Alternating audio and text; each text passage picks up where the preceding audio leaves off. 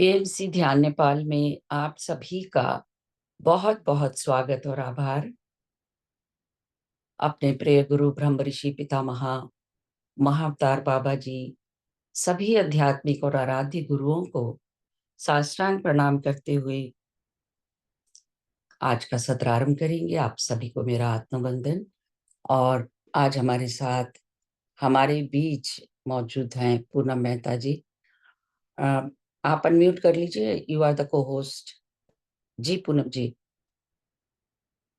आत्मवंदन तो मैं मास्टर्स। पूरे ग्रुप की तरफ से पूनम मेहता जी का बहुत बहुत स्वागत, आभार और धन्यवाद करती हूँ for her kind words, kind guidance और लव के लिए। हम आपके जी जी Poonam ji. Thank you so much Santosh ji, thank you so much. As usual आपका अनकंडीशनल लव जो आप हमें इतने प्यार से देते हैं, तो मेरे ख्याल से वो सभी स्पीकर को बड़ा प्रोत्साहन देता है ना। तो जी फ्रेंड्स, आज हम अपना सफर शुरू करते हैं अपने सभी गुरुजनों को याद करते हुए और अपना ग्रेटिट्यूड सभी गुरुजनों को देते हुए। जैसे कि हम सबको मालूम है कि हम मिलके the power of now book के ऊपर विजडम को ले रहे हैं, और हमारी पूरी कोशिश है कि हम इस विजडम को एक प्रैक्टिकल एस्पेक्ट में लें, यानी कि हम अपनी डे टू डे लाइफ में उन चीजों को कैसे जोड़ सकते हैं, उस ज्ञान को, उस विजडम को कैसे समझ सकते हैं। हम उस एंगल से इस विजडम को लेने की कोशिश कर रहे हैं। तो दोस्तों, आज का टॉपिक बहुत ही मैं तो कहूँगी यस, बड़ा पावरफुल टॉपिक है। अगर हम रिलेशनशिप्स की बात करें तो रिश्ते नाते, जैसे हम बोलते हैं रिश्ते नाते, तो कहीं ना कहीं वो हल्की सी पीड़ा हमारे अंदर उठाती है। हाँ यार, उस रिश्ते में हमारे साथ ऐसा हुआ था, वैसा हुआ, ये हुआ, वो हुआ, बड़ी सारी बातें। लेकिन यहाँ पे क्योंकि हम द पावर ऑफ नाउ की, हम प्रेजेंट मोमेंट की बात कर रहे हैं, तो मैं पूरी कोशिश करूंगी कि बहुत खूबसूरती से, किस तरीके से प्रेजेंट मोमेंट में रह के हम अपने रिश्तों में भी एनलाइटनमेंट ला सकते हैं। यानी कि today we are going to talk about enlightened relationships. वो हम कैसे अचीव कर सकते हैं, क्योंकि मैंने दोस्तों जो मैंने अनुभव किया है, और जो मैंने इतने साल का जो एक्सपीरियंस जितना भी रहा है मेरा आध्यात्मिकता में जो चल रहा है, और अगर मैं साइकोलॉजी में भी बोलूं, तो मैंने क्या देखा है कि हम इन दो खास चीजों को अलग अलग रख के चलते हैं। यू नो, साइकोलॉजिकल लेवल की चीजें अलग है, आध्यात्मिकता लेवल की चीजें अलग हैं। लेकिन ये चीज I can vouch on my statement, ये दोनों बहुत ही इंटरकनेक्टेड और इंटरट्विन्ड चीजें हैं। मैंने हमेशा ऐसा देखा है कि कुछ मास्टर्स ऐसे होते हैं स्पिरिचुअल वे में, उनका जो एक्सपीरियंसेस हैं बहुत ही बढ़िया रहते हैं। लेकिन कुछ जगहों पे, पर्सनल फ्रंट पे अगर मैं बोलूं, रिलेशनशिप्स में मैं बोलूं, तो काफी उनकी दुविधा चल रही होती है। तो कभी कभी मैंने क्या देखा है कि बजाय इसके कि वो अपने उन रिश्तों में एनलाइटनमेंट को लेकर आए, वो कभी कभी अपने आप को उन रिश्तों से बहुत दूर, बहुत दूर, बहुत दूर रखना शुरू कर देते हैं। ऐसा तो मास्टर्स ने भी बोला है कि अगर कोई रिश्ते में आपको अपमान मिलता है, आपको पीड़ा मिलती है, तो वो भी दोस्तों एक हमें संदेश आ जाता है, जहां हमें इस बात का पता चल जाता है कि बस हमारे मन में उनके लिए कोई नफरत नहीं होनी चाहिए। वो अपने रास्ते तो हम अपने रास्ते। लेकिन कुछ रिश्ते हमारे ऐसे होते हैं, जैसे कि मैं बात करूं हस्बैंड वाइफ की, तो अगर हमारे रिश्तों में कड़वाहट रहती है, तो शायद हम छत के नीचे रह रहे हैं लेकिन हम एक नहीं है। We are living together but we are not together. उस डे टू डे जो भी हमारे अंदर यू नो विचार आएंगे, जो भी इमोशनल अप डाउन हमारा होता है, आप खुद सोचिए, हम उसमें भी जी रहे हैं, हम साथ साथ अपनी आध्यात्मिकता का भी काम कर रहे हैं। समय आ समय हमें गुस्सा भी आ रहा है, हमें लग रहा है यार इस बंदे में कितने ऐब हैं। जो भी है, कभी कभी हम अपनी किस्मत को भी कोस रहे हैं। मैं ये नहीं कहूंगी जो मैं कह रही हूँ वो मानिए, अपने आप महसूस करके देखिए, क्या उस समय मैं ये बोल पाऊंगी कि नहीं, मेरी आध्यात्मिक यात्रा बहुत बढ़िया चल रही है, मेरे मन में कहीं ना कहीं कसक तो आ रही है, लेकिन मैं कह रही हूँ नहीं, I am just concentrating on myself, I am doing my spiritual things in my way and I am content, I am at peace. नहीं, संतोष जी कह रहे हैं नहीं आएगी, बिल्कुल। तो हम क्या करते हैं, ये बड़ा गहरा एक आज का विषय है समझने के लिए। हम क्या करते हैं, हमको लगता है I am moving towards salvation, मैं मोक्ष की तरफ तो जा रही हूँ, मेरे रिश्तों में कड़वाहट है, नहीं ये मुझ पे असर नहीं डाल रहे हैं। हो सकता है 1% लोगों के ऊपर कोई असर ना आ रहा हो, लेकिन अगर हल्का सा भी असर आ जाता है, हल्का सा भी, और उसकी वजह से हम डिस्टेंस करना शुरू करते हैं, हम उस पर्सन को अवॉइड करना शुरू करते हैं, ट्रस्ट मी फ्रेंड्स, हम साल्वेशन की स्थिति में नहीं जा पाएंगे। तो बिफोर हम ये समझे कि रिश्तों में कैसे हम इसको डालें, हमें ये समझना भी जरूरी है वो होता क्या है। अब देखिए, हम सब यहाँ ध्यानी लोग हैं, हमें मालूम है मृत्यु हो जाना इज नॉट मोक्ष। जिस भाव में, जिस ट्रेड्स में, जिस स्थिति में मृत्यु होगी, हम अगले में उसी के साथ उठेंगे। ये नहीं है कि हमारी मृत्यु होगी तो हमें मोक्ष मिल गया, हम बोलते हैं ओ जी वो स्वर्ग सिधार गए। अरे मृत्यु होने किसने बोला स्वर्ग सिधार गए, हम स्वर्ग में चले गए। This is not the definition ना कि हम स्वर्ग में चले गए हैं।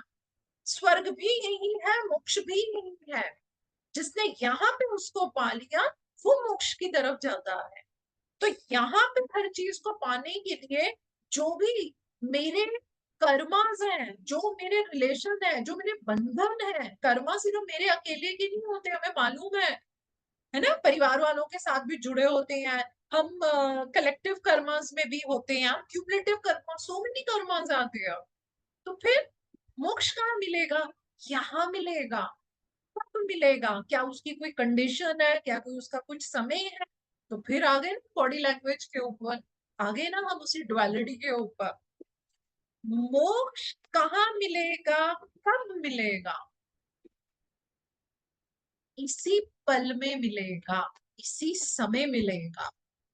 यदि इस स्वाध्याय को करते हुए कुछ बातों का मनन आपने कर लिया, उसको एक्सेप्ट कर लिया, तो जो भी आपकी स्थिति है उतना मोक्ष आपको मिल गया। इस बात को समझिए, मोक्ष कोई डिग्री नहीं है, मैंने ये डिग्री ले ली मेरे को मोक्ष मिल गया। मोक्ष की स्थिति में हमें रहना होगा, हर पल रहना होगा। आज मैंने उसको एक्सेप्ट कर लिया, 2 दिन बाद मैं फिर भूल गई, फिर मेरे अंदर वही बातें चल रही है, यार मुझे इस बंदे से बड़ी इरिटेशन हो रही है, तो कहाँ है मोक्ष फिर? मोक्ष कहाँ पे गया?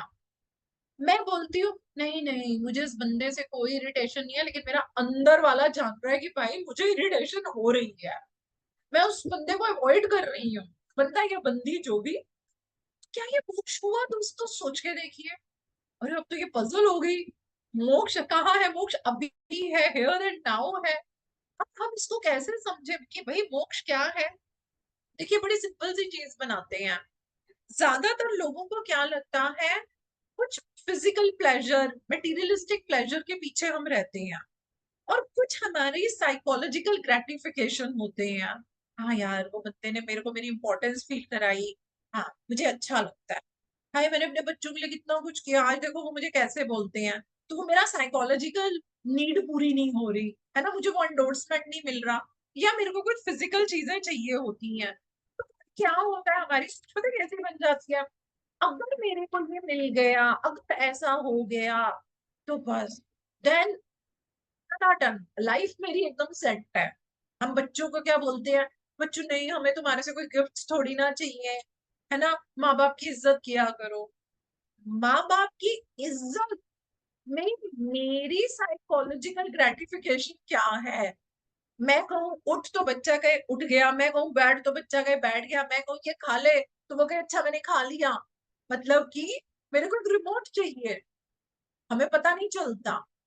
तो ये जो हम बोल देते हैं, हमें ऐसा लगता है कि अगर ऐसा हो गया तो बस फिर तो मेरे को सेटिस्फेक्शन ही सेटिस्फेक्शन है। हम सभी यहाँ पे जो पेरेंट्स बैठे हुए हैं, हम सब ये बोलते हैं ना कभी, भाई यार तुम जब छोटे थे ना तुम बड़े अच्छे थे। क्यों? क्योंकि वो बोल नहीं पाते थे, वो सोच नहीं पाते थे। जैसे जैसे उनका एक फ्रेम ऑफ माइंड बना, वो अपने कर्मास में जाते हैं तो हमें ऐसे बोल दिया, दिल दुखी हो जाता है। मेरे बच्चे ने मुझे ऐसे बोल दिया, इमोशनल हो जाते हैं। उनके सामने कुछ नहीं बोलेंगे लेकिन दो आंसू तो निकल ही आते हैं हमारे। ऐसा होता है ना दोस्तों। तो फिर वो क्या है?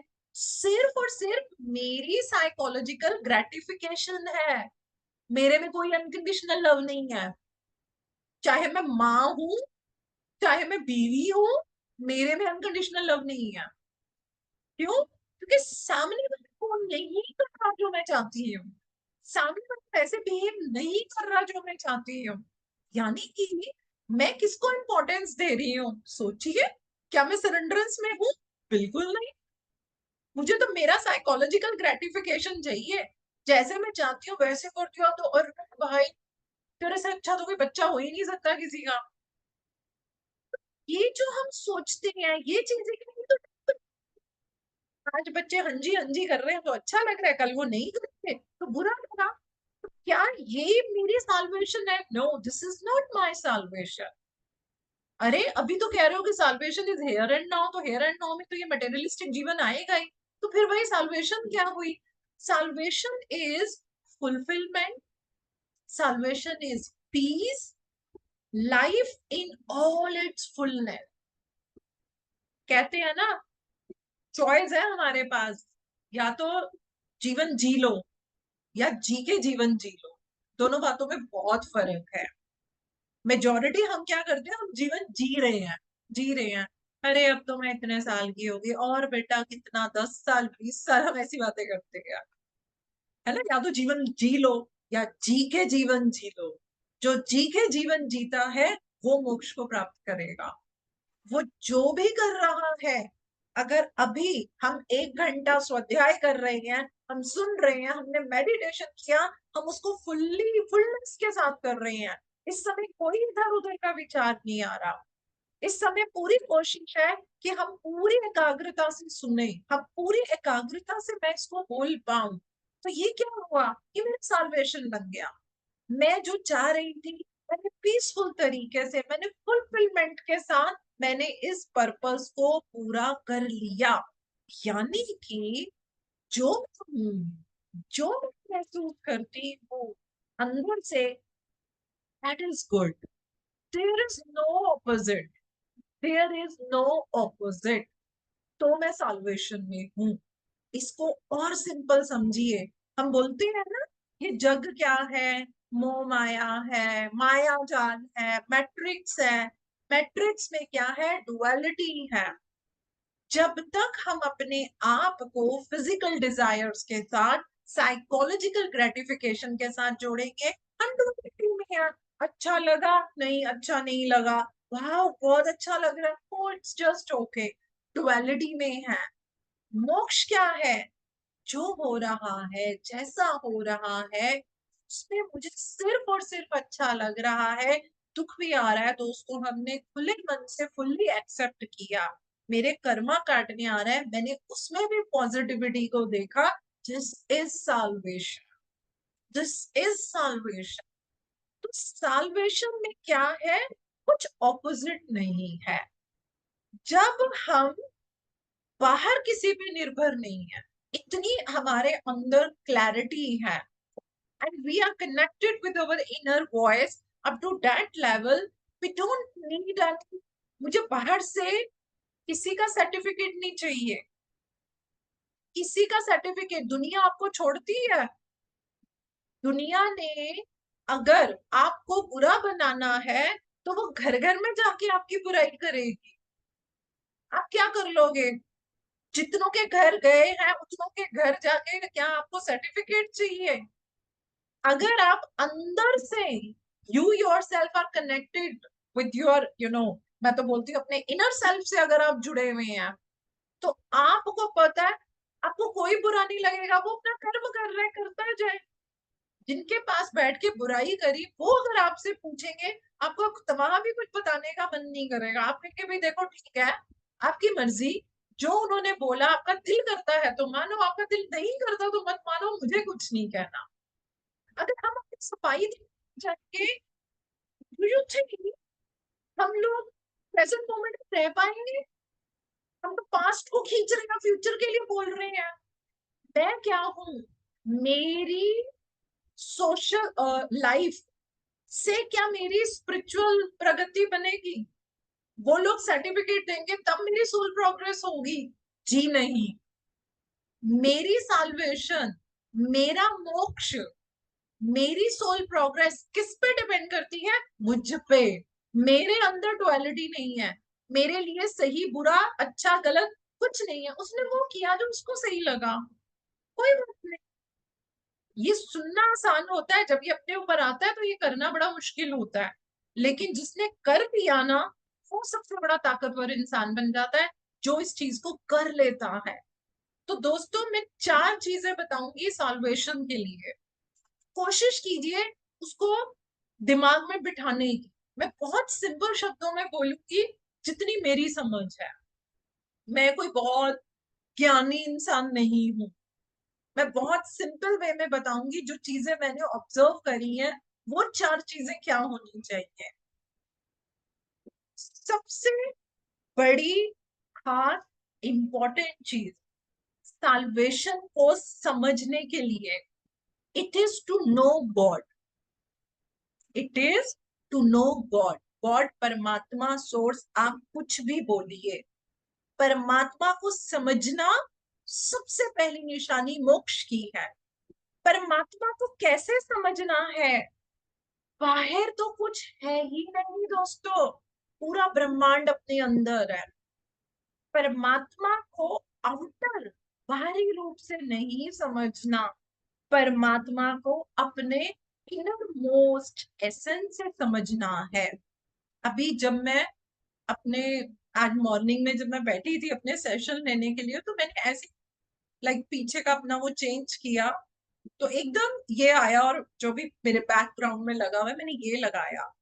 तो इसको देखते ही जस्ट मैंने आंखें बंद करी, और मेरे को ऐसा महसूस हुआ जैसे ये थोड़ा पीछे दिख रहा है ना, पिरामिड शेप में बना हुआ पहाड़। तो मुझे इतना खूबसूरत महसूस हुआ, ये तो मेरे अंदर है।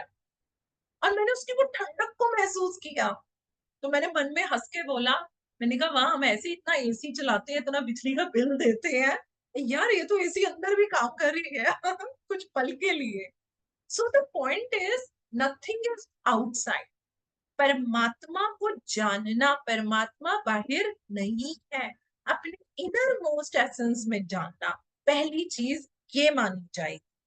दूसरी चीज हम ये बोलते हैं, जब आपने अपने आप में ये अनुभूति ले ली कि वो जो हम बोलते हैं जो परमात्मा है, वो तो निराकार है, वो टाइमलेस है, फॉर्मलेस है, और मैं उसका एक इनसेपरेबल हिस्सा हूं, यानी कि मैं उससे अलग नहीं हूं।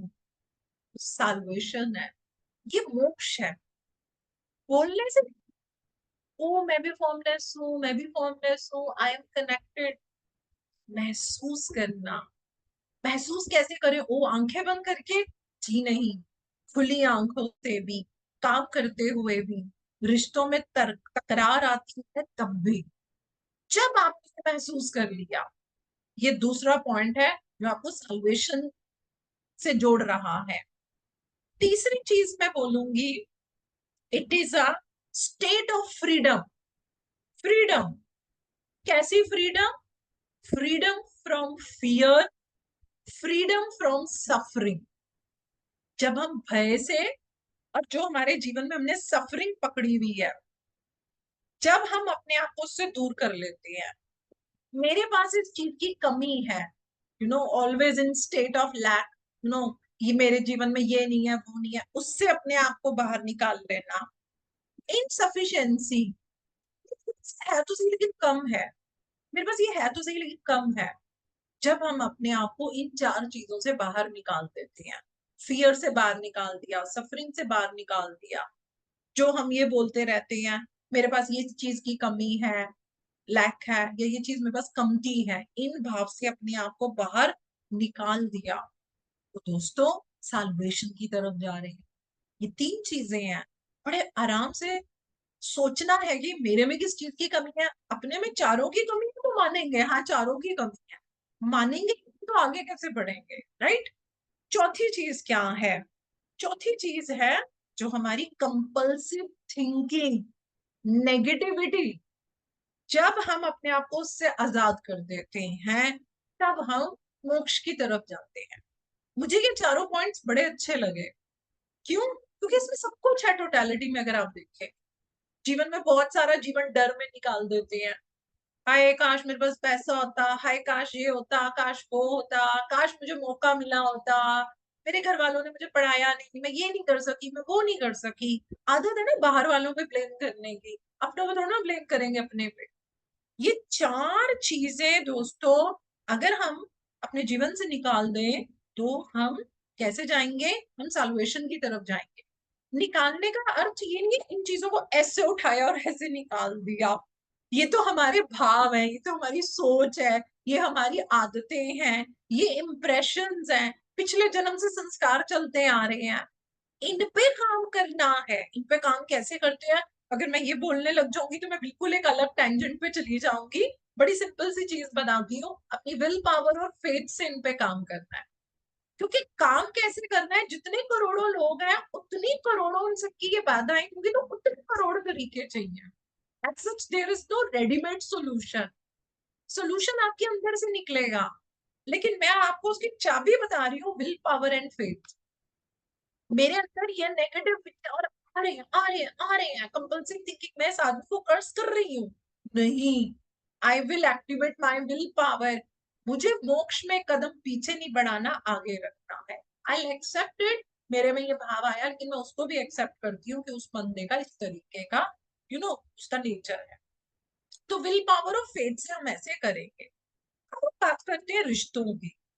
तो दोस्तों रिश्ते, जो इसमें एक राइटर ने एक लाइन बताई है, मैं उस लाइन को एज इट इज पढ़ती हूँ ताकि मतलब चेंज ना हो उसका। राइटर ये बोलता है, unless and until you access the consciousness frequency of presence, all relationships and particularly intimate relationships are deeply flawed and untimely dysfunctional। यानी कि जो बहुत नजदीकी रिश्ते होते हैं, पति पत्नी का है ना, बहुत नजदीकी रिश्ते, इंटीमेट लव के रिलेशन हमारे होते हैं, तो उसके अंदर आपकी जो कॉन्शियसनेस है, फ्रीक्वेंसी ऑफ प्रेजेंस की, मतलब कि मैं इस रिश्ते में जो प्रेजेंट मोमेंट में मेरी कितनी फ्रीक्वेंसी है। एक तो है ना, मैं मेडिटेशन में बैठी हूँ, ओ यस मैं प्रेजेंट मोमेंट में हूँ, तो मेरी फ्रीक्वेंसी कितनी ज्यादा है। लेकिन जब मैं खाना बना रही हूँ या कोई बात हो रहा है, कोई आर्गुमेंट हो रहा है, मैं गुस्से में आ गई, तो मेरी फ्रीक्वेंसी कम हो गई ना। तो वो ये बता रहे हैं कि आपको उस फ्रीक्वेंसी के ऊपर ध्यान देना है। अब देखो, मैं एक छोटी सी एक चीज बताती हूँ और मैं चाहूंगी कि मुझे उसका एक आंसर सभी देंगे, सिर्फ यस और नो में। आप मेरे को मैसेज कर देना, क्योंकि अगर हम बोलेंगे तो फिर थोड़ा डिस्टर्बेंस होना। आप सिर्फ मैसेज करके अपनी यस और नो बताना। जो मैं बोल रही हूँ अगर आपको लगता है हाँ ऐसा होता है तो यस, अगर जो मैं बोलूंगी आपको लगता है नहीं ऐसा नहीं होता तो आप लोग नो डाल देना। देखो, हम ये राइटर बता रहे हैं कि ऐसा देखा जाता है कि जब आप किसी के साथ बहुत प्रेम में होते हैं, अब वो कोई भी हो सकता है, हमारे से बहुत नजदीकी जुड़े हुए लोग हैं या हस्बैंड वाइफ है या प्रेमी प्रेमिका है, जब प्रेम होता है तो भाई बड़ी परफेक्शन दिखती है। अरे यार दिस पर्सन, ये तो मेरे लिए बना हुआ है, मैं इसके लिए बनी हुई हूँ, बस चांद तारे तोड़ के लाएगा ये बंदा, है ना, इससे बड़ा तो कोई चीज ही नहीं है।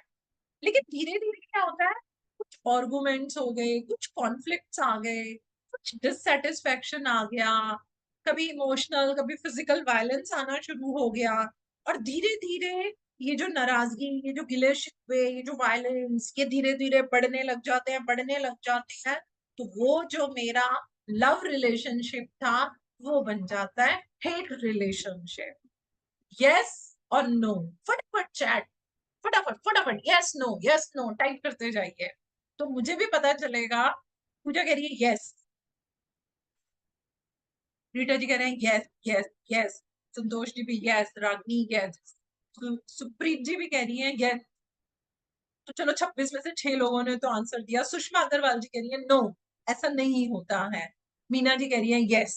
इंदिरा जी भी कह रही है यस। ओके, तो चलिए मैं लेके चलती हूँ majority wins. I am so sorry Sushma ji, मैं ये कहूंगी आपका अपना नजरिया होगा जो आपने नो किया, ऐसा होता है।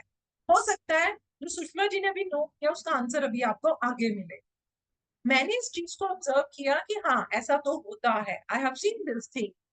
लेकिन ऐसा कंप्लीट होने की ना 3 साइकिल्स है। तो हो सकता है जिन्होंने अभी नो किया है, नो जिन्होंने बोला है, हो सकता है वो सेकंड साइकिल का अभी अनुभव हुआ होगा, थर्ड का नहीं हुआ होगा। मैं बता देती हूँ, जरूरी नहीं अनुभव हमें होता है, हम अपने आसपास भी देखते हैं।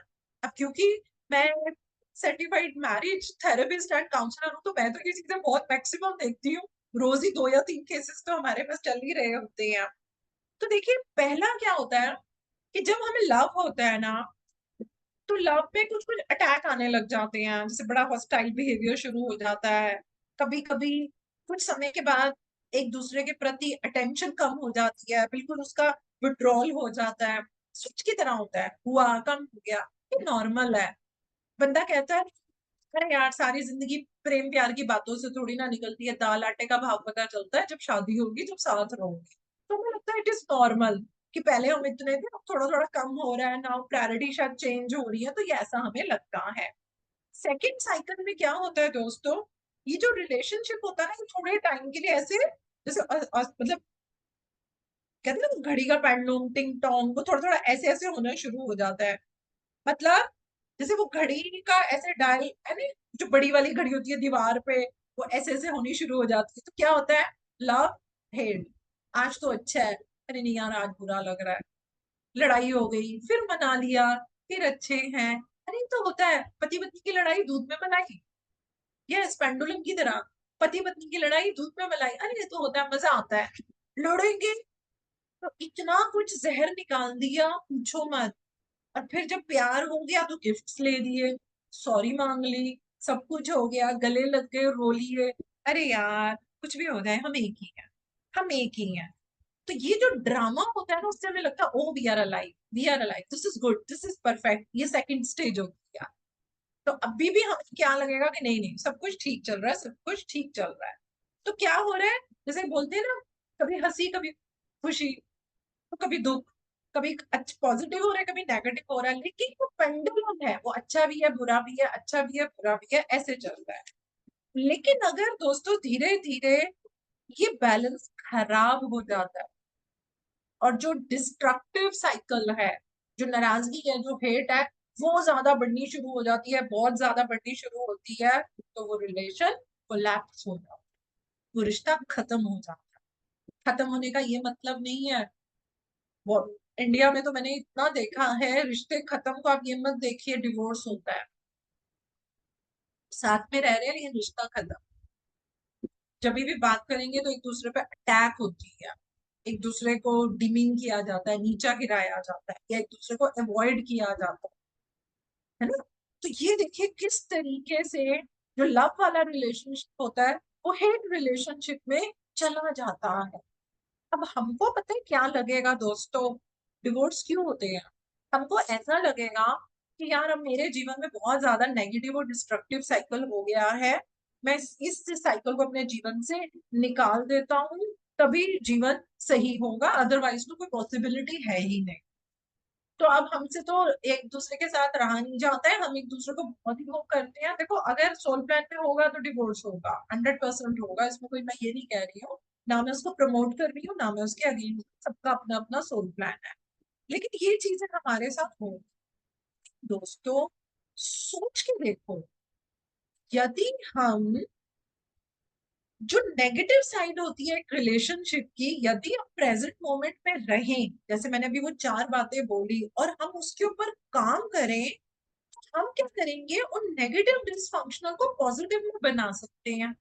आधे से ज्यादा लोगों के मन में पता है क्या प्रश्न आएगा, प्रॉब्लम तो ये है ना नेगेटिविटी हमारे में नहीं है, सामने वाले में है, वो कैसे पॉजिटिव बनाए, हमें ये प्रश्न आएगा। तो मैं बोलूंगी नहीं, आपको अगर कोई चीज बुरी लग रही है, आपको अपने पे काम करना है, आपकी फ्रीक्वेंसी बढ़ेगी, आप प्रेजेंट मोमेंट में रहेंगे, आप साल्वेशन की तरफ जाएंगे, तो रिश्तों में सुधार होता है। तो हमको क्या करना है, जो हमारे अंदर बहुत जरूरत से ज्यादा पोजेसिवनेस आ जाती है, जेलेसी आ जाती है, भी हम लेटेस्ट एक केस देख ही रहे हैं, कितना आ रहा है, इंस्टाग्राम खोलो कुछ भी करो, पहले एक हुआ था, दूसरा, तीसरा। तो ऐसी वो बात हो रही थी, तो वो मुझसे पूछ रहे थे एज ए साइकोलॉजिस्ट बताओ आप क्या देख रहे हो। मैं, क्योंकि हमारा टेलीकास्ट यूट्यूब पे होता है, मैं इसलिए वो केस को पूरा नाम नहीं ले रही हूँ, तो मैंने उनको रीजन बताया कि ये रीजन हो सकता है, अगर इसने ये यहाँ तो बंदा उसकी सोच गई तो क्यों गई।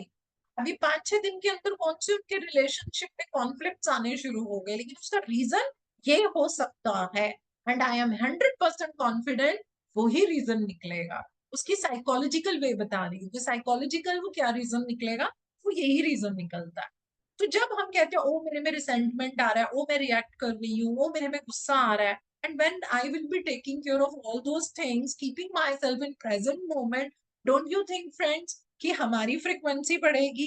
और जब हमारी फ्रीक्वेंसी बढ़ेगी तो उसका असर क्या होगा कि सामने वाले के अंदर भी इन चीजों में सुधार आना शुरू हो जाएगा।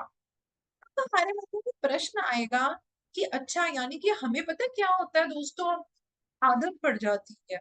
आप हैरान होंगे ये सोच के, हमें रिश्तों की आदत पड़ जाती है, जिसको कि हम बोलते हैं, हम एडिक्टिव रिलेशनशिप में चले जाते हैं।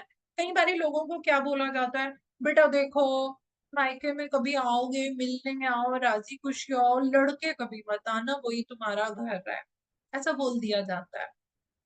तो लड़कों के ऊपर भी प्रेशर होता है, आज के टाइम में ऐसी बात नहीं है, समाज है देखो, शादी हुई है, लोग क्या बोलेंगे, तो नहीं तुम उसको एडजस्ट करो। कभी कभी ये साइकिल बन जाता है, पता नहीं मेरी, चलो मेरी किस्मत ही ऐसी है, मैंने एक्सेप्ट कर लिया, बजाय इसके कि हम अपने पे काम करें। ठीक है, हमने उसको एक्सेप्ट कर लिया, हमें उस रिश्ते की आदत पड़ गई, अब हम इसके बिना नहीं रह पाते। मैंने बहुत कीनली ऑब्जर्व करा है, लोगों को इस पेन की आदत होती है। कई रिश्ते ऐसे होते हैं कि जिसमें एक पार्टनर के साथ आपका इतना स्ट्रॉन्ग और नेगेटिव कार्मिक वो होता है कि वहां पे आपको सोचना चाहिए कि मुझे अब यहाँ रिश्ता आगे बढ़ाना, रखना चाहिए कि नहीं रखना चाहिए।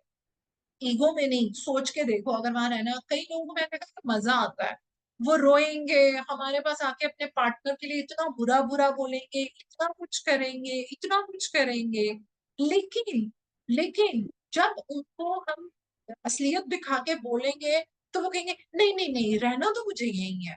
फिर वो बंदा एकदम बोलेगा जो अभी तक गालियां दे रहे थे कि मुझे उससे प्यार बहुत है। तो हमें समझ में आता है उस बंदे को खुद क्लैरिटी नहीं है, वो इस रिलेशनशिप में एडिक्ट तो हो चुका है, उसको मजा आ रहा है। आपको मेरी बात ये अच्छी नहीं लगेगी, लेकिन साइकोलॉजिकल बोल रही हूँ, उसको आदत पड़ जाती है। सामने वाला पार्टनर उसके साथ गलत कर रहा है, उसको रुला रहा है, इंसान, वो फेंट हो रहा है, डॉक्टरों के पास जाया जा रहा है, दवाइयां आ रही हैं, बच्चे रो रहे हैं, परेशान हो रहे हैं। फिर उसके बाद थोड़े दिन बाद, अच्छा नहीं ये तो मेरा प्यार है, गले लगते ठीक हो गए, ये साइकिल बन गया। This is not healthy way to keep your relation. हम ऐसा क्या करें, हम ऐसा क्या करें, तो पता मुझे एक चीज बड़ी अच्छी लगती है, जिस दिन आपने जान लिया अपने आप को, कैसे जान लिया, एज द बीइंग, याद है मैंने बताया था, एज अ बीइंग एग्जिस्टिंग जान लिया, अंडरनेथ द थिंकर। मैं सिर्फ एक थिंकर नहीं हूँ, उसके और नीचे गहराई में मैं कौन हूँ, मैं बीइंग हूँ। मैं इंसान, इंसान, सिर्फ मैं वो सोचने वाला नहीं हूँ, मैं एक बीइंग हूँ, मैं करता हूँ। जब हमने, हमारे दिमाग में कितना मेंटल नॉइज होता है, मैं ये मेंटल नॉइज नहीं हूँ, मैं इसके नीचे की स्टिलनेस हूँ, स्टिलनेस, स्थिरता हूँ। जब हमने ये जान लिया, जब हमने ये जान लिया, मैं ये पेन नहीं हूं, इस पेन के नीचे जो साल्वेशन है, जो एनलाइटनमेंट है, मैं वो हूं। जब हम इन तीन चीजों को समझ लें और अपने जीवन में इसको अपनाना शुरू करें, तो हमारे रिश्ते जो हैं तो दोस्तों बहुत पॉजिटिव वे में आगे बढ़ते हैं। अब रिश्तों को कैसे मैं कन्वर्ट करूं? क्या फॉर्मूला है कि जो मेरा एडिक्टिव रिलेशनशिप है मैं उसको एनलाइटेंड रिलेशनशिप में करूं? मेरे शिकवे शिकायत खत्म हो रही है। मुझे मेरे जीवन साथी से बहुत शिकवे शिकायत है। वो शिकवे शिकायत मेरे अंदर है। मैं भाग रही हूँ, मैं कुछ भी कर रही हूँ, लेकिन वो सब मेरे अंदर चल रहा है। मैं ऐसा क्या करूं कि मैं उस रिलेशनशिप को एनलाइटन रिलेशनशिप बनाऊं? तो ध्यान से सुनेंगे दोस्तों। शायद इसमें कुछ बातें हमें लगे मैं ये कैसे करूं, but this is the only way. This is the only way. सबसे पहली चीज क्या है? हमारे को क्या करना चाहिए? Stop judging yourself. अरे मैं तो अपने आप को जज नहीं करती, क्यों नहीं करते? जब हम ये बोलते हैं हाय राम, ये सामने वाला इंसान की बातों से मुझे पागल कर देता है। मेरे को पागल नहीं होना, तो मैंने अपने आप को जज किया ना कि उसकी बातों से मैं पागल हो जाती हूँ। मुझे पागल नहीं होना। उसकी बातें सुन सुन के मैं थक जाती हूँ। अरे ये तो खुद एंजाइटी में ही तो मुझे एंजाइटी में डाल देगा। क्या कर रहे हैं? हम अपने को लेबल कर रहे हैं। हमें अपने भी कॉन्फिडेंस नहीं है। अपने भी कॉन्फिडेंस नहीं है। बहुत सारे लोग मुझसे पूछते हैं, अरे पूनम जी, आपका प्रोफेशन बहुत वो है ना। मुझे कितने डॉक्टर्स बोलते हैं कि सबसे डिफिकल्ट प्रोफेशन साइकोलॉजिस्ट का होता है। तो मैंने बोला हाँ होता है। मैं खुद कहती हूँ होता है। और वो बोले साइकोलॉजिस्ट का खुद का मेंटल वेलबींग बहुत खराब होता है। मैंने कहा बिल्कुल होता है। उसका होता है जो जज करेगा। किसको जज करेगा? अपने क्लाइंट को। तो वो खुद पे भी जजिंग आ जाएगी ना। अरे वो ऐसे, मैं ऐसी नहीं हूँ। अरे आप काम करो ना, आपका काम है, आप साइकोलॉजिस्ट हो। मुझे तो इतना डिवाइन काम लगता है एज ए साइकोलॉजिस्ट। कितने हजारों क्लाइंट्स को आपको याद भी नहीं कि जो भी है उनको उनकी परिस्थितियों से निकालना। तो स्टॉप जजिंग योरसेल्फ। मैं हर प्रोफेशन में भी कहती हूँ डोंट जज योरसेल्फ। जस्ट सरेंडरेंस में रहो और अपना काम करो। जब हम अपने आप को जज करना बंद करेंगे तब हम सामने वाले को जज नहीं करेंगे। आप देखो ये कितनी बड़ी मोक्ष की बात है, कितनी बड़ी वननेस की बात है। ना मैं सही ना तू गलत। तो फिर कहानी खत्म हो गई।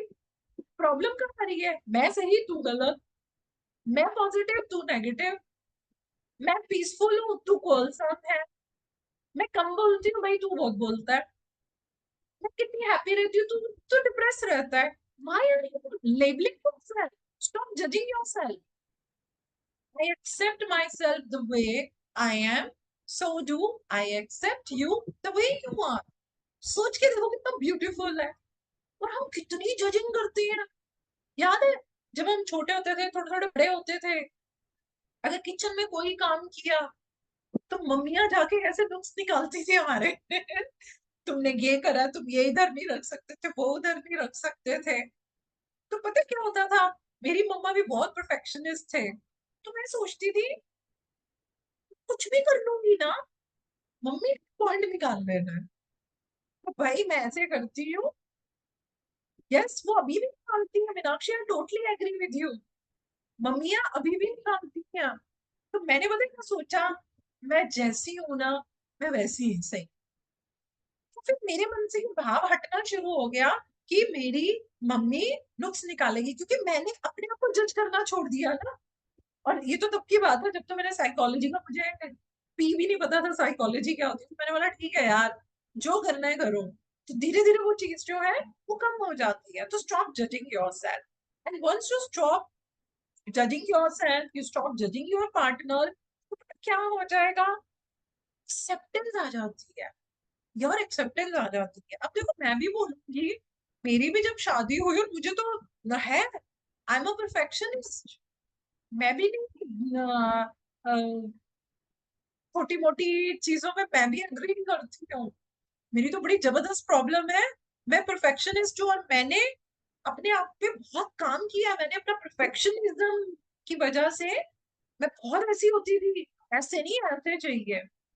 तो जब मेरी भी शादी हुई तो कुछ टाइम में मुझे भी लगता था यार ये बंदा कैसे, यार ये बंदा कैसे, और ये ऐसे रखता है, ये वैसे करता है। मैंने हर रोज try Okay, you just tell me, do you love him or not? Oh, नहीं नहीं यार, I love him. Then accept the person, accept the person. तो मुझे कभी भी गुस्सा आता है तो मैं एक बहुत हाँ, मेरे लिए बहुत बड़ी बात है। जब मेरी फर्स्ट प्रेगनेंसी थी, मैं पूरा टाइम हॉस्पिटलाइज्ड थी, मुझे सिर्फ लेटे रहना होता था। मैं पता 7 महीने के बाद खड़ी हुई थी, मैंने 7 महीने के बाद नहाई थी। 7 मंथ्स मैंने बात नहीं लिया था। तो मेरे को बहुत वॉमिट होता था, बहुत। तो कभी कभी अगर मैं ऐसी लेटी हुई हूँ तो मेरे पास इतना टाइम नहीं हो रहा है कि मैं टेढ़ी हूँ एंड मैं वॉमिट करूं। मेरे हस्बैंड ने अपने हाथ में मुझे वॉमिट्स करवाई हुई है। Can I beat that? No, never. मतलब ही नहीं है मुझे। अगर अभी भी उनकी कोई बात अगर मुझे लगती है, मुझे वो याद आता है, ये वही एनर्जी है। इन्होंने अपने हाथ में मुझे, और मैं इनको बाद में पूछती थी, आप कैसे कर लेते थे, कैसे कर लेते थे? तो वो बोलते थे जो तू कर रही थी, तो ये कोई प्रेगनेंसी सिर्फ तेरी थोड़ी ना थी, हम दोनों की थी। तो मैं बोलती थी आप, क्योंकि मुझे लगा मैं नहीं, मैं तो कोई वॉमिट कर रहा हूँ तो मुझे वॉमिट आ जाती है अभी भी, है ना? तो फिर हम कैसे वो पॉजिटिव चीज को धीरे धीरे बिल्कुल जज करना छोड़ दिया। मैं ऐसे नहीं कहूंगी, अभी भी कभी कुछ बातें हो जाती है, लेकिन उन बातों को कहने का तरीका जो है, वो भाव हमारा बड़ा अलग हो जाता है। तो एक हमें ये नहीं करना चाहिए, कंप्लीट एक्सेप्टेंस आनी आनी चाहिए। और पता है दोस्तों, एक चीज बताऊं, आप नोटिस करना, जैसे ही आप कंप्लीट एक्सेप्टेंस करोगे ना, you will be beyond your ego. बस ईगो ही तो है, सही गलत ऐसा वैसा, आय हाय ये किया वो किया, ईगो डिसॉल्व हो जाएगी। क्या ब्यूटीफुल चीज है। अपने को जज मत करो तो दूसरे को भी नहीं करेंगे। कंप्लीट एक्सेप्टेंस आ जाएगी। आपकी मेड भी आती है ना, अगर उससे गिले शिकवे हैं, करके देख, आपकी ईगो काहे हो जाएगी? वो बेचारी अपना घर छोड़ के हमारे जूठे बर्तन को धो रहा है, झाड़ू पोछा लगा रहा है, सोच के देखिए, सोच के देखिए।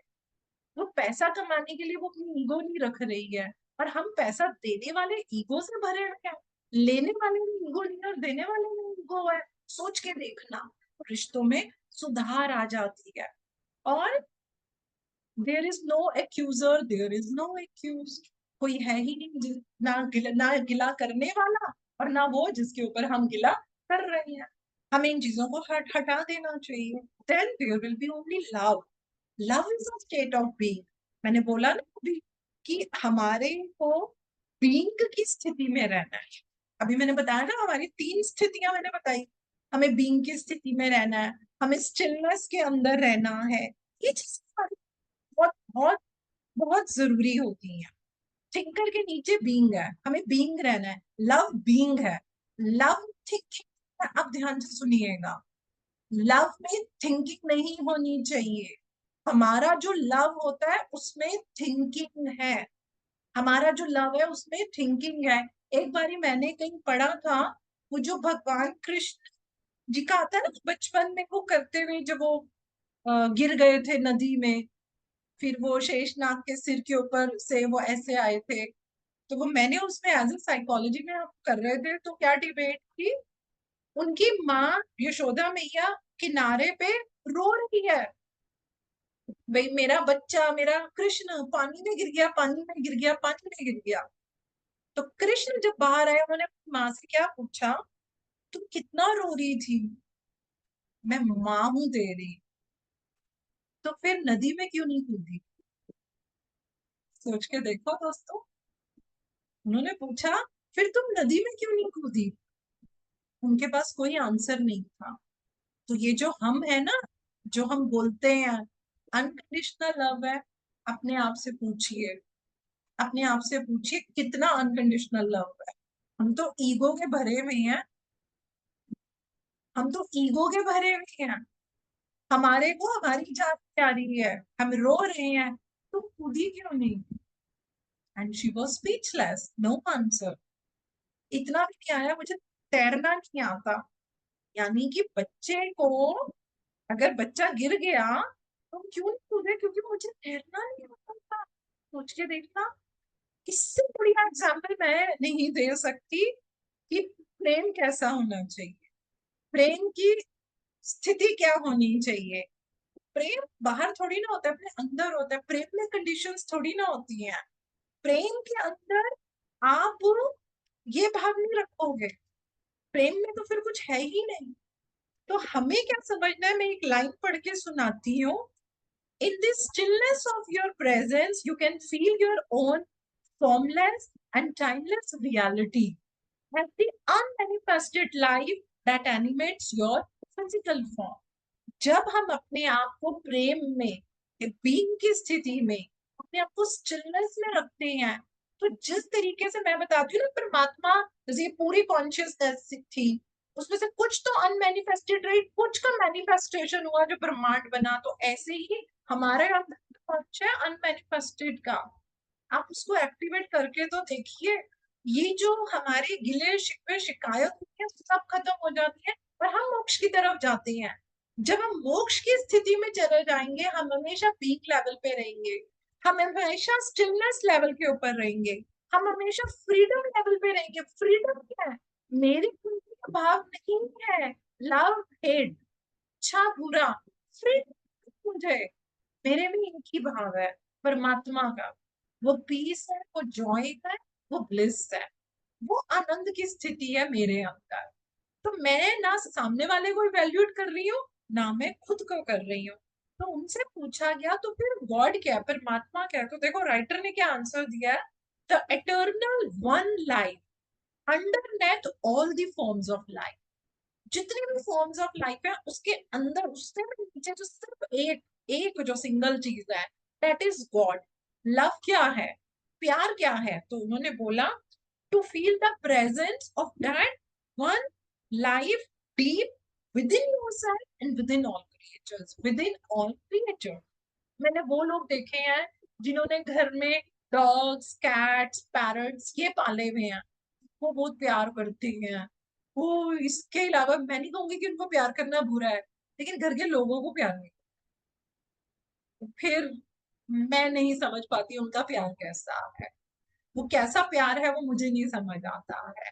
हमें उनसे प्यार नहीं है, लेकिन मेरा डॉग है, मेरी कैट है, मुझे उससे बहुत प्यार है। ओ ये तो मेरा बेबी है, ये तो मेरा ये है, ये मेरी मम्मा है, ये वो है। लेकिन जो असली मम्मा है, जो असली लाइफ पार्टनर है, उनके साथ हमें प्यार नहीं। तो दोस्तों, हमें ये समझ में आया है आज कि जो हमारे रिलेशनशिप्स हैं जिसमें हमें एडिक्शन भी आ जाता है, उसको हमें कैसे लाइटेंड बनाना है। तो काम किसके ऊपर करना है, अपने ऊपर। अपने में ही इन बातों को जब हम सुनते हैं तो हमारी अलग स्थिति होती है, लेकिन मैं ये चाहती हूँ इन बातों को अपने अंदर उतारना और उसको इम्प्लीमेंट करना, श्रवण मनन मंथन। जब हम ये करेंगे तो मुझे लगता है कि हम सब आज जिस भी स्थिति में है उसमें आज हमने उस सॉल्यूशन को पा लिया है। So with this I end आज का session hand over to Santosh ji. Thank you so much Poonam ji. आज आपने इतना अच्छे अच्छे पॉइंट्स उठाए। Rather I say that it's a gentle reminder.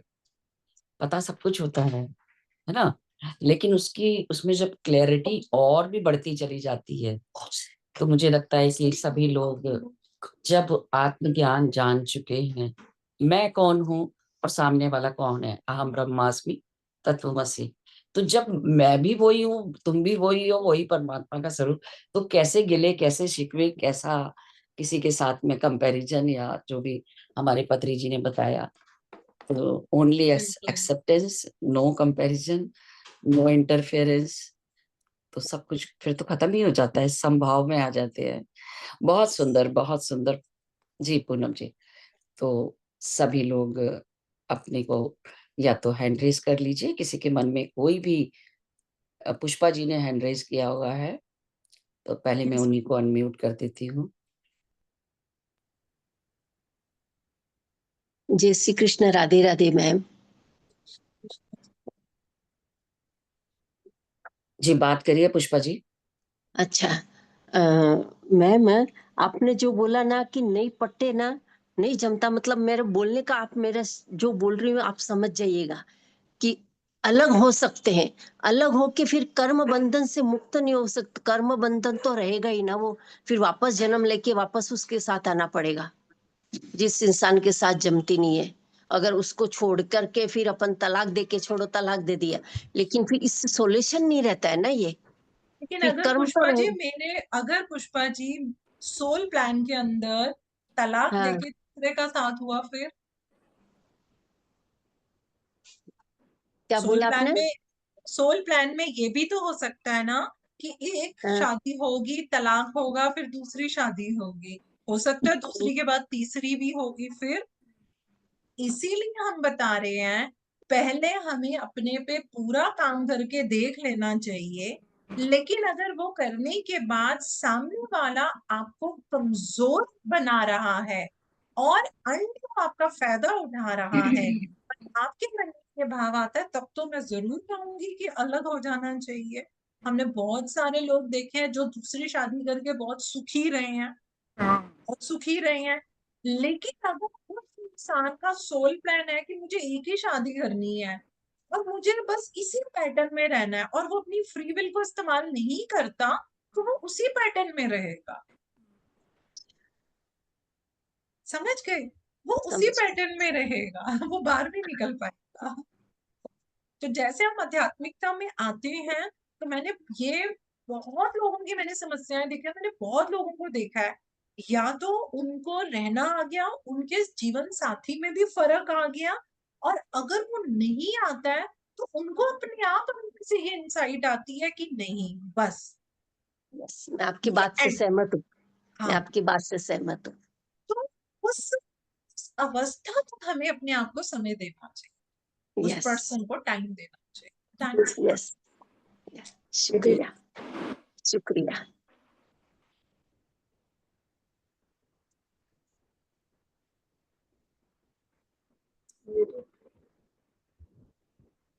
Thank you Poonam ji. Question तो कोई भी नहीं है, इंट्रोस्पेक्शन के अलावा कुछ नहीं है।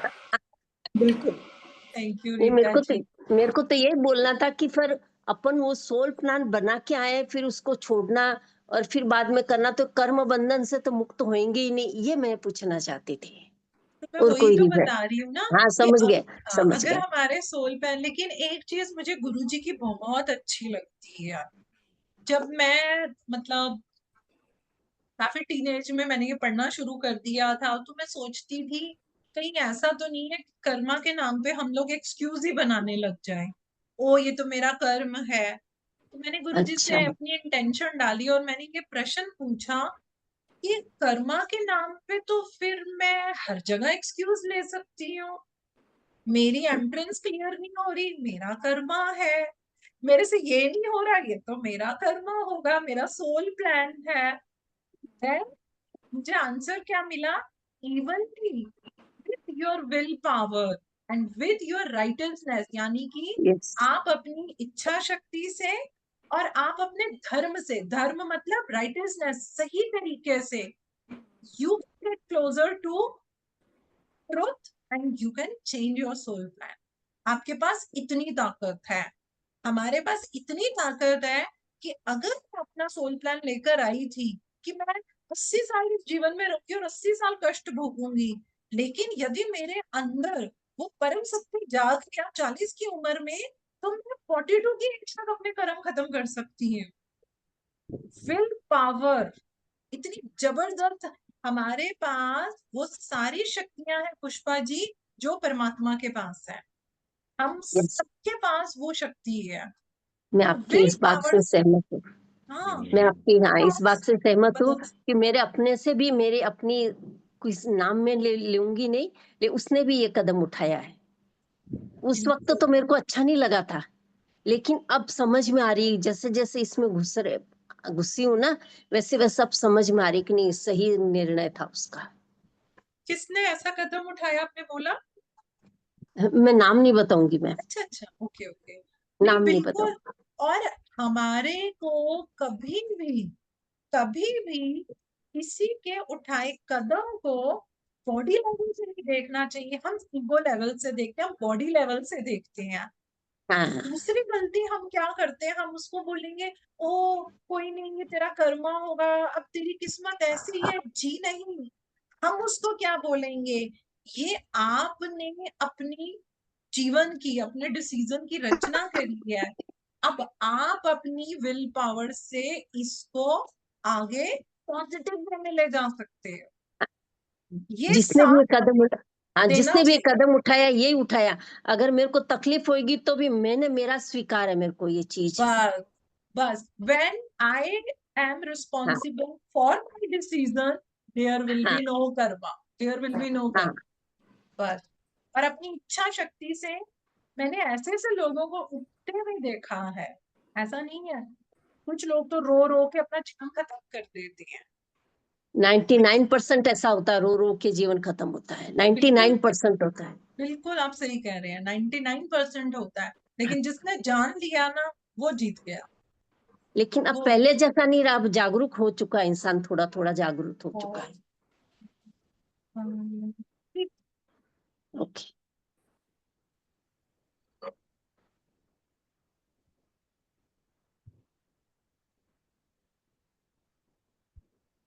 सॉरी। हाँ जी बताइए।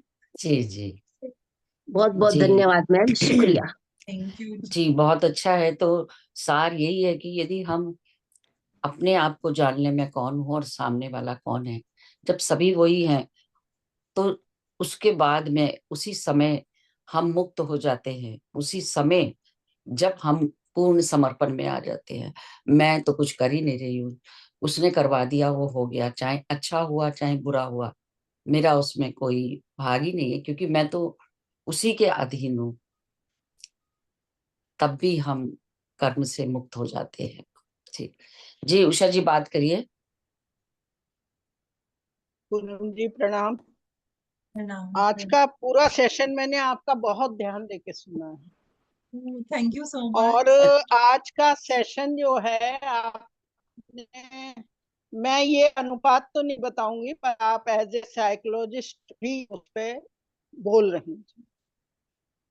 आध्यात्म के साथ साथ आपका वो भी पक्ष था, तो मेरे मन में भी 4 लाइनें आई हैं, वो मैं बताती हूँ कि स्पिरिचुअल में वही व्यक्ति आ पाता है जो अपने जीवन में शांत सरल रहता है, और वो शांत सरल जब ही रह सकता है जब वो सबों की भावनाओं का आदर करते हुए इंडिपेंडेंट हर क्षेत्र में हो, तभी वो ये सीढ़ी चढ़ सकता है, नहीं तो उस पर बाधा ही बाधा है। उसको हर क्षेत्र में इंडिपेंडेंट होगा तो उसकी आधी प्रॉब्लम खत्म होने लगती है। अब वो इंडिपेंडेंट है नहीं तो बताइए, वो तो घिरा ही हुआ है बेचारा। तो उसको अपने आप को हर क्षेत्र में इंडिपेंडेंट कर लेना चाहिए, और नहीं हो रहा तो उसको एक्सेप्ट करना चाहिए, तभी वो कोई सीढ़ी चढ़ पाएगा, नहीं तो वो अपने इसी में लगा रहे छोटी छोटी बात। बिल्कुल। और ये उषा जरा जी, सा मेरे, जब तक हम एक्सेप्ट नहीं करते, अगर मैं एक्सेप्ट ही नहीं करती मुझ में कोई कमी है, तो मैं सुधार क्या करूंगी? जब मैं एक्सेप्ट ही नहीं कर रही, मैं कहीं गलत हूं, तो मैं नहीं तो अपने वो आप ठीक सरल कैसे? वो वही तो अपने जीवन में शांत और सरल एक्सेप्टेंस। नहीं होगा ना, बिल्कुल। जो नहीं है वो फिर कुछ नहीं कर पाएगा आगे। एक्सेप्टेंस को बस हम ये बात साइकोलॉजी थी। में पहली सीढ़ी मानते हैं कि आपको एक्सेप्ट करना चाहिए। एक्सेप्ट करने एक्सेप्ट से हो गए तो शांत बस और सरल, नहीं तो फिर उधेड़ बुन में ही लगे रहो।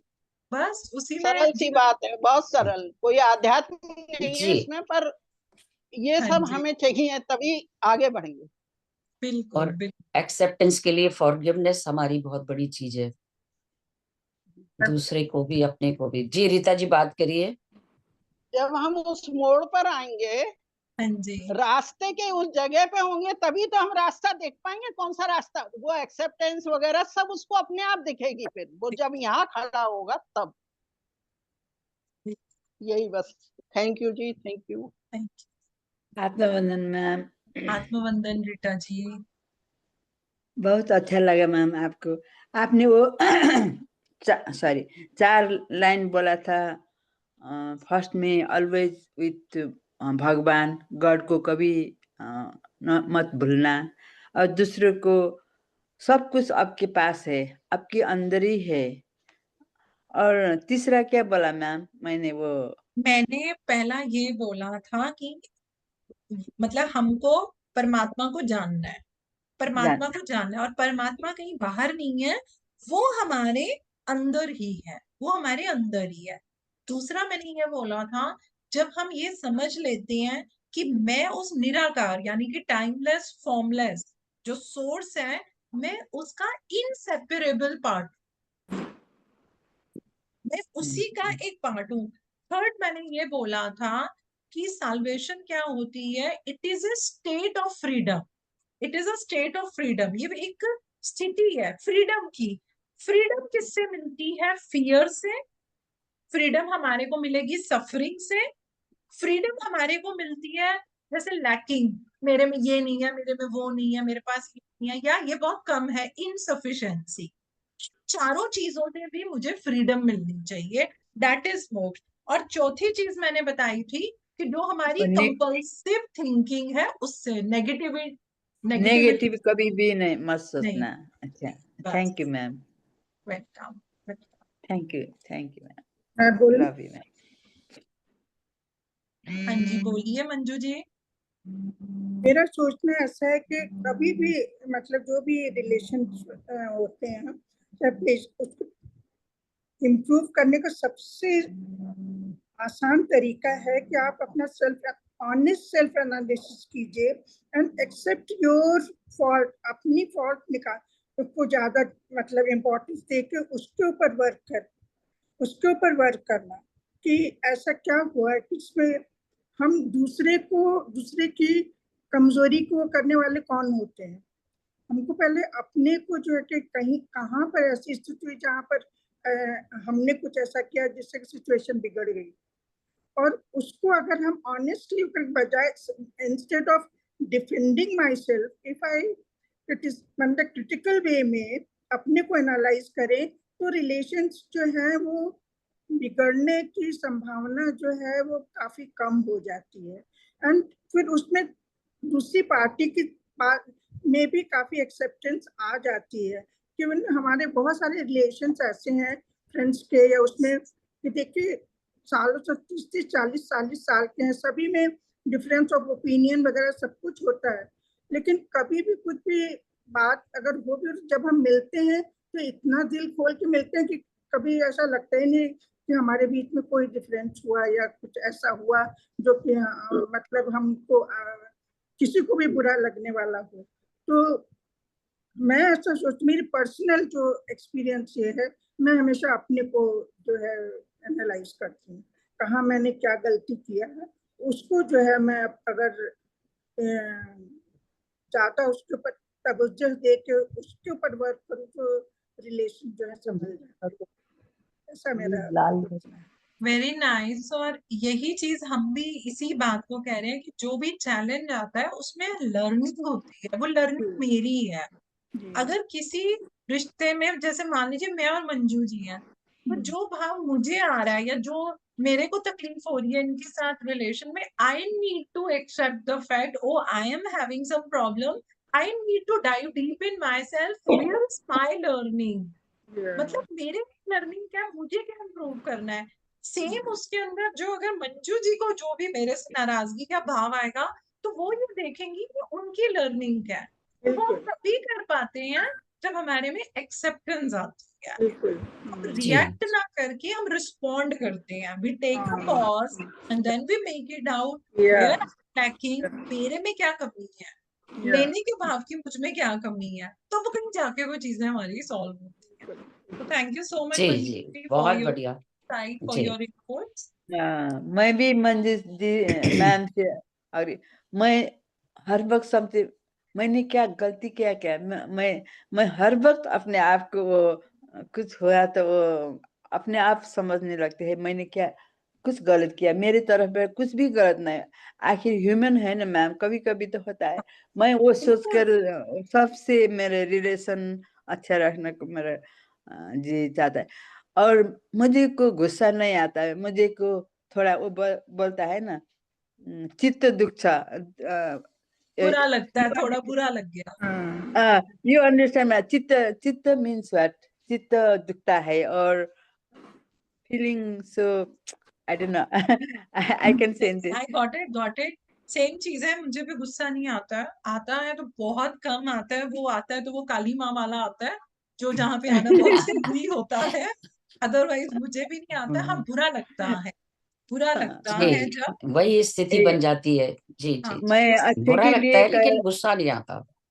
अच्छा, मैं अच्छे के लिए कर रहा हूँ, क्यों ऐसा होता है? और मुझे हम लोग नेपाली लोग बोलते हैं चित्त दुख means I feel little bit sad. I don't know what that call that meaning. दिल दुखना, यही हाँ, बोल, दिल दुखता है। दिल दुखना, that's absolutely fine, absolutely।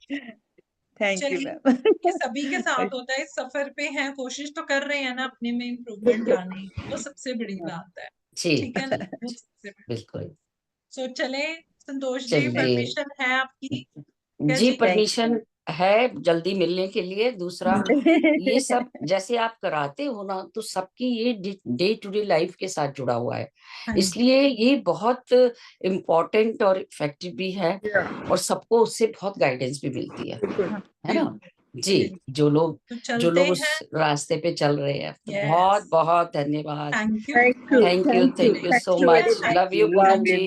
Love you more, love you all. सभी लोगों को बहुत बहुत धन्यवाद, और कल फिर मिलते हैं जी। कल मिलेंगे हम मिकी बेदी जी के साथ। कल, हाँ, मिकी बेदी जी आएगी। जी जी जी। तो जी, love you all. I love you, ma'am. Thank you, ma'am.